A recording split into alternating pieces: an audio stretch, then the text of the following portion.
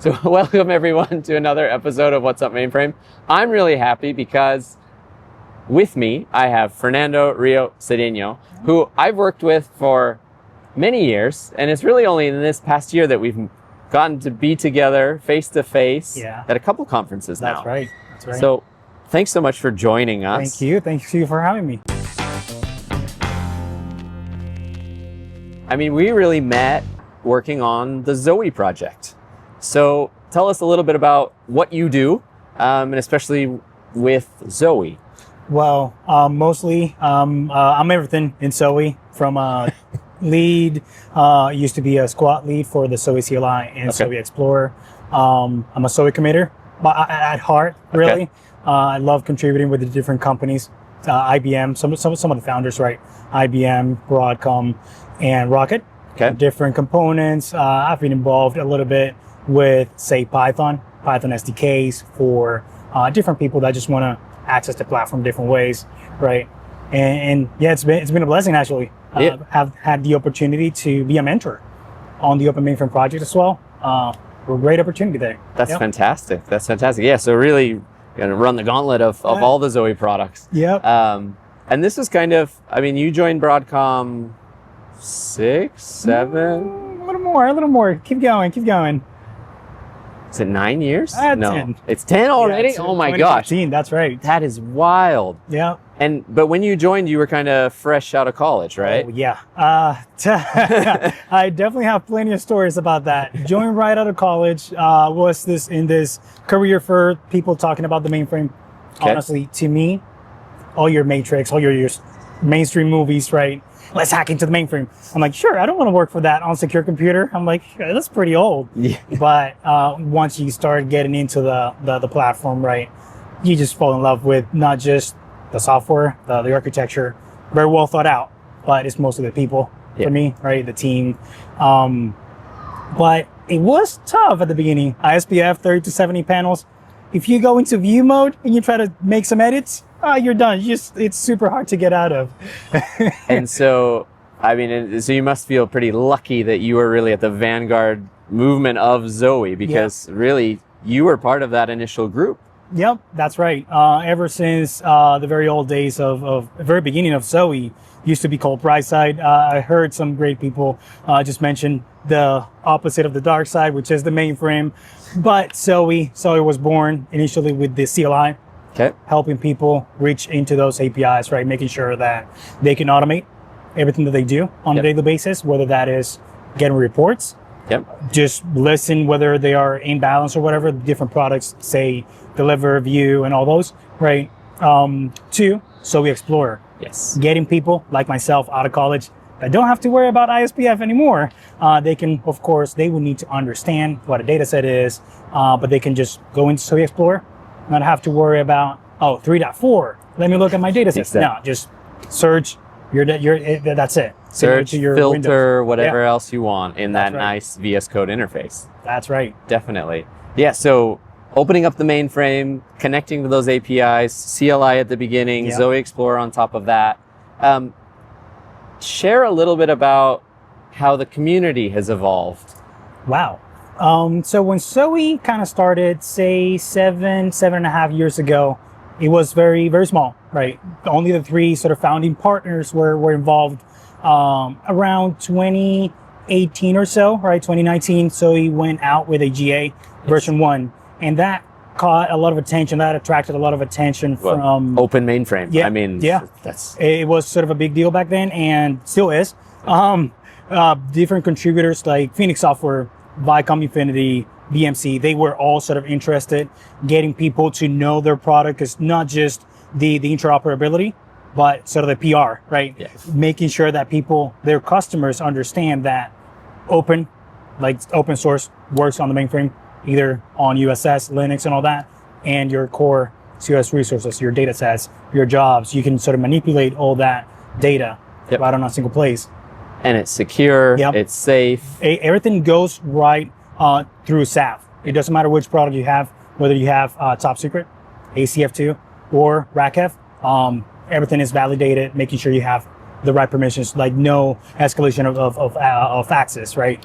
You're not going to be able to do things that you're not able to in the 3270. Same goes with Zowe. And so not only did obviously this initial release sort of draw greater attention from other companies, and they really saw the need to kind of share that same message because it had so much value. But with that interest came more people actually contributing to the projects. That's right. And did that mean that the projects just became a mess? Not really, because there is a lot of governance actually from the Linux Foundation, the Open Mainframe Project, of course, but from Broadcom itself. There is a lot of scrutiny, right? Making sure that we are doing the right thing for the people that will be consuming the software. It's really cool to have people from universities coming in, people that just want to build up their resumes, right? And of course, there is a best practices, right? We go through plenty of code reviews. We go back and forth whenever we believe that there are, say, pipelines, right? System tests, unit tests, integration tests that fail. They get the feedback right there and then. Every time that we make a change, there's a changelog entry that comes with that. So everything is documented, and people sort of have this feedback right as they're contributing to the project, right? To the project, yeah. So, but really, anyone who's interested and maybe knows a little bit, you don't even have to be an engineer though, really. You can go in to the respective repositories for something like Zowe CLI, open an issue, or even suggest some code, and then you really get pulled into all of this process. That's right. This community management to make sure that it really is an excellent product. There are two things that I kind of want to cover on that. Okay, you don't have to be a developer, right? Okay, yep. Say you are someone that knows how to deal with, you're dealing with customers, right? You know about how to install, how to help people with any troubleshooting around a product installation. Yep. With that, there's Zowe documentation, of course. If you see something, you can definitely, there will be a link. Open an issue right in there. Or if you're someone that is installing the products yourself, right? In that case, you're more of a system administrator. Again, not writing code every day, but you can also, since you're the person that knows what you need to tell people and what you need to do for installing, you can contribute without necessarily opening a pull request or knowing Python, knowing some of the TypeScript and all that. You can contribute by making you're putting a little bit of your grain of salt or a grain of sand there, just making sure that we build together. No, that's fantastic. No, and it's a really important point of emphasis because the projects only get better with the interaction from people, no matter the role. That's right.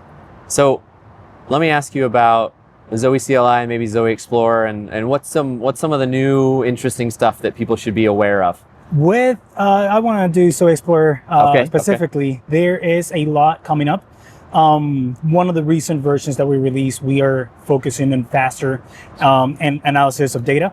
Okay. For instance, we have table views.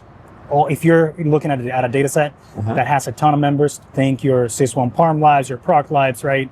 You just want to be able to analyze or look at members sort of a little more focused, so you can just right click on that data set or your search and do show as table. And if you have other extension, for instance, coming from the Code4C Foundation, it is extensible enough that if there are actions that your extensions will need to perform on those members, those extensions can plug in, extend that, interact, right click on that member, and you will be able to see those actions from the extenders as well. That's fantastic. Yeah. And that's quite an evolution, actually. That's so true. Just data sets and kind of going through members individually to having a full table, a web view, I guess. That's right. Oh, that's fantastic.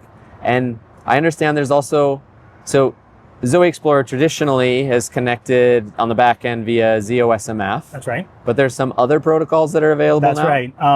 FTP, mostly trial, but SSH. We're calling it Zowe Remote SSH to mimic what people may know as VS Code Remote SSH server, being sort of a standard for many years now. But we're doing the same now with our own open source end-to-end backend. If people want to contribute, or if they see something that they want to do, we are able to contribute that in the open, right? Making sure that it goes through the same processes, best practices, and people can connect without even having to deal with the team config now. They just do their user at host, they're good to go. And there you go. Self-deployed, in about 10 seconds or so. That's amazing. People should definitely check that out. Yes. So I would be remiss without asking you about one thing that I've heard regarding support for Zowe from Broadcom. Yes, sir. So apparently there is no cost support for Zowe when you have any Broadcom product. It doesn't matter which product you have. NetMaster, OMView, SysView, any product. Endeavor, Even if Intertest. Intertest, any product, really, no cost. Get enterprise support for Zowe. That's right.